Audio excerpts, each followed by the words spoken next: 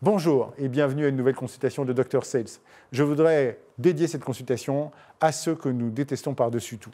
Vous savez, nos clients difficiles, ceux dont le comportement nous irrite, ceux qu'on ne peut plus supporter, ceux qu'on n'a pas envie de servir tellement ils sont désagréables, odieux et qui ne nous donnent juste qu'une seule envie, c'est de tourner les talons et certainement pas de les aider et de les faire acheter. Et pour bien illustrer ce chapitre, je voudrais revenir sur une anecdote qui m'est arrivée il y a de ça quelques temps, alors que j'étais en coaching sur toute l'équipe dans un supermarché bio. Et alors qu'on travaillait sur la bonne posture et la bonne relation client, une des collaboratrices du magasin me dit « J'ai eu un gros problème avec un client il y a quelques semaines et j'aimerais qu'on vienne dessus parce que je ne sais vraiment pas ce que j'aurais pu faire de différent. » Et elle m'expose l'histoire suivante. Elle était à la caisse et elle était en train de faire passer les articles d'une cliente. Lorsque juste derrière arrive un père de famille avec sa fille qui devait avoir 6-7 ans. Et alors qu'elle est en train de s'occuper de la cliente en face d'elle, elle voit ce père se pencher vers sa fille, la pointer du doigt, elle, la caissière, et malheureusement, elle entend distinctement le père dire à sa fille « Tu vois ma fille, si tu travailles mal à l'école, voilà ce que tu feras plus tard comme travail. » Évidemment, la collaboratrice en question étant assez assertive, un peu punchy, a été tout de suite très choquée et très énervée par cette remarque. Et effectivement, elle a fait passer sa cliente assez rapidement. Et lorsque le père est arrivé en face d'elle, évidemment, elle l'a allumé. Elle lui a demandé des comptes et lui a dit « Comment est-ce que vous avez l'outrecuidance de vous adresser comme ça à moi? Je ne suis pas que caissière, je suis coopératrice du magasin. Et quand bien même c'est un métier très riche et passionnant. » Et évidemment, le père ne s'est pas laissé faire. Il l'a battu en brèche en disant « Mais comment est-ce que vous pouvez vous adresser à moi comme ça? Je ne reviendrai plus jamais dans votre magasin. » Et évidemment, l'histoire s'est très mal terminée pour les deux. Voilà. Alors, toute la question, c'est comment est-ce qu'on gère ce genre de client et comment est-ce qu'on peut gérer ce genre de moment. Et c'est là où le premier message est hyper important à comprendre.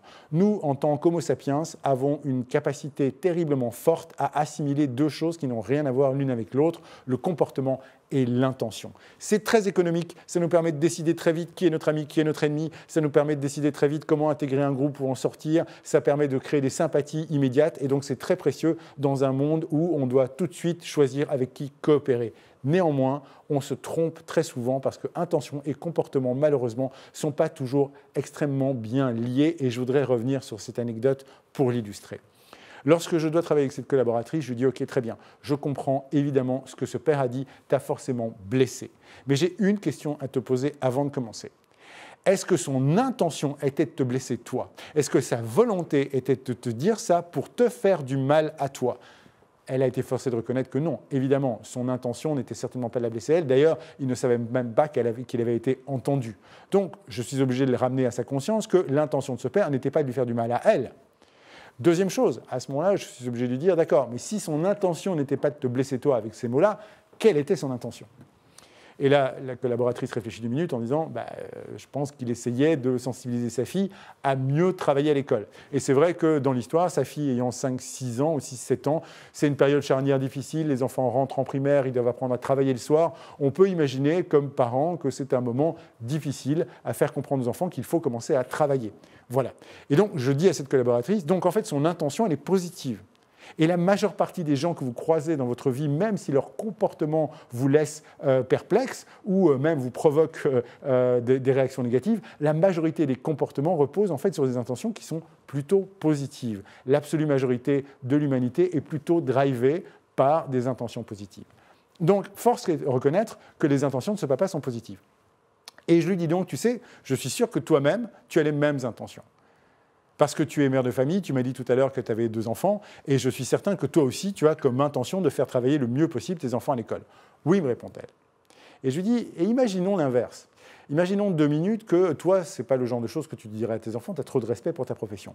Mais est-ce que quand tu éduques tes enfants au quotidien et que tu essaies de les aider, tu ne commets pas des maladresses? Il n'y a pas des choses que toi-même tu fais en sachant très bien que ça ne fonctionne pas, mais tu ne peux pas t'empêcher de les faire. Elle me regarde avec un peu de tendresse dans les yeux, elle me dit, oui, moi, je crie. Je lui dis, comment ça, tu cries? Elle me dit, oui, je sais que ça ne sert à rien, mais c'est plus fort que moi. Quand ils traînent, je me surprends à crier sur eux et je le regrette instantanément. Voilà, c'est comme ça, c'est plus fort que moi.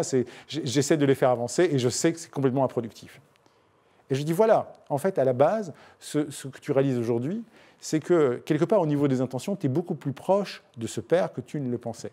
Vous n'avez pas juste la même maladresse, vous n'avez pas juste le même comportement. Maintenant, si tu interprètes son comportement contre toi, que tu lui mets une intention qu'il n'a pas, évidemment, tu vas te sentir déclenché, évidemment, tu vas avoir envie de rentrer dedans. Et quand vous réfléchissez à la plupart des comportements clients qui nous irritent, la plupart, en fait, sont mus par une bonne intention.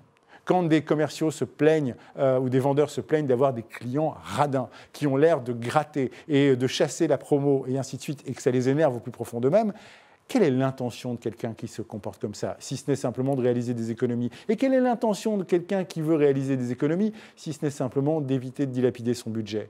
Est-ce que voir quelqu'un comme étant en panne de budget ou avec des capacités plus modestes ne vous le rend pas infiniment plus sympathique que de lui coller une étiquette radin sur le front parce qu'il vous demande une promotion ou un geste?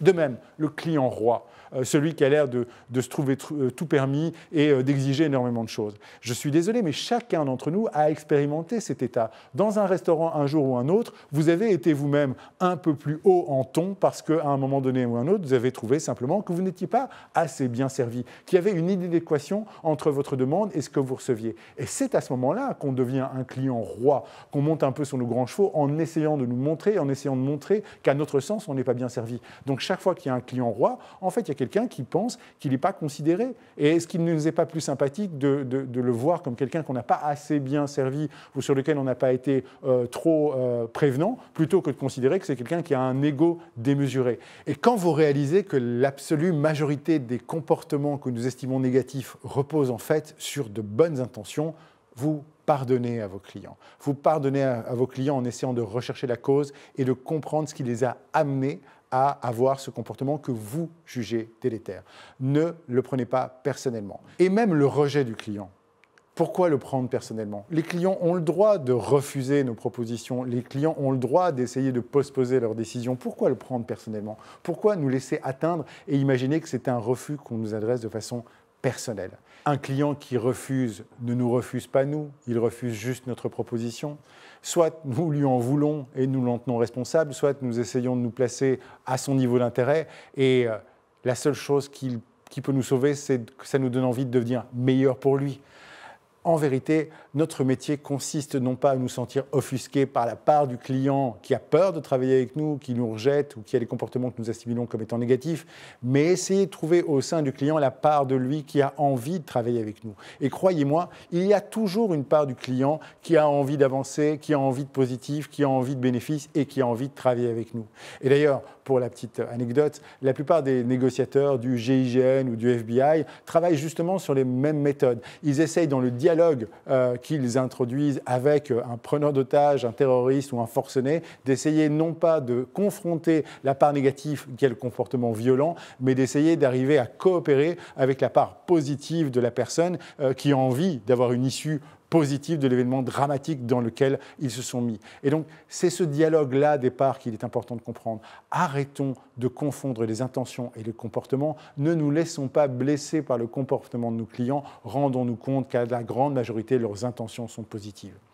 Et quand bien même, si certains clients échappent à cette définition, alors oui, je vous citerai Jean Gabin qui, dans un vieux film, dit ceci, « Il y a aussi les poissons volants, mais ce n'est pas la majorité de l'espèce ». On se retrouve bientôt pour une prochaine consultation de Dr Sales. N'oubliez pas que la santé de votre entreprise dépend avant tout de la santé de vos ventes.